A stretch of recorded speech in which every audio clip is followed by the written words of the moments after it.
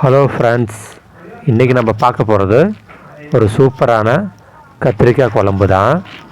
எப்படி வீட்டில் ஈஸியாக எளிய முறையில் செய்கிறதுன்றத உங்களுக்கு நான் இன்றைக்கி தெளிவாக சொல்கிறேன். நல்லா பார்த்துக்கோங்க.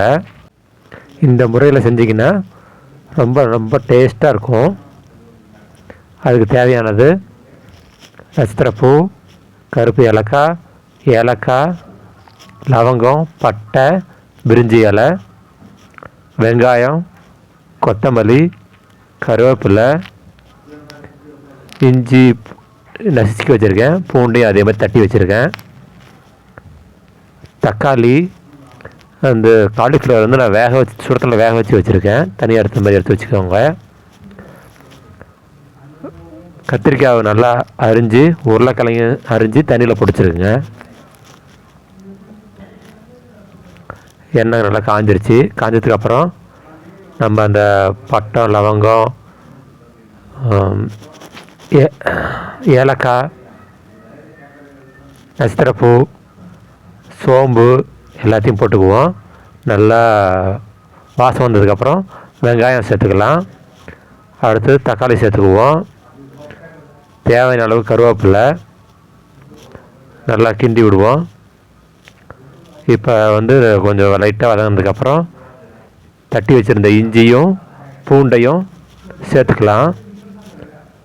சேர்த்துக்கப்புறம் நல்லா வதங்குற அளவுக்கு, நல்லா பச்சை வாசனை போகிற அளவுக்கு வதங்கட்டும். பாருங்க, நல்லா வதங்கிடுச்சு.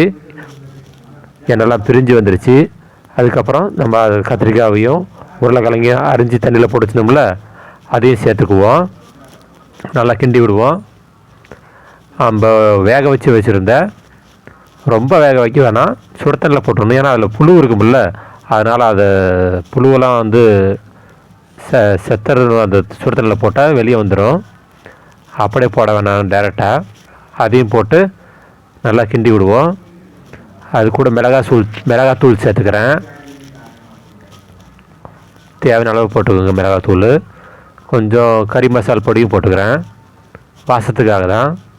வேணுன்னா போட்டுக்க கறி மசால் தூள், இல்லைன்னா வேண்டாம். நல்லா அந்த மசாலெலாம் நம்ம வெஜிடபிள்ஸில் நல்லா மிக்ஸ் ஆகிற அளவுக்கு நல்லா கிண்டி விடுங்க. அடிப்பிடிக்காத அளவுக்கு லைட்டாக கிண்டி விட்டதுக்கப்புறம் தேவையான அளவு தண்ணி சேர்த்துக்கலாம். குழம்பு எவ்வளோ வேணுமோ அந்த அளவுக்கு. அப்புறமேட்டு உப்பு சேர்த்துக்குவோம். அந்த தேங்காய் பால் சேர்த்துருக்கேன். தேங்காய் அரைச்சி அதில் உள்ள பால் மட்டும் நல்லா கிண்டி விடுவோம். நல்லா கொதித்து வந்துச்சு பாருங்கள். அவ்வளோதான், ஈஸியான முறையில் குழம்பு தயாராகிடுச்சு. லாஸ்ட்டாக நம்ம கொத்தமல்லியை மேலே தூவி விட்டு குழம்பு ரெடி ஆகிடுச்சு. இவ்வளோதான், ரொம்ப ஈஸியான வழி தான். கண்டிப்பாக ட்ரை பண்ணி பாருங்கள்.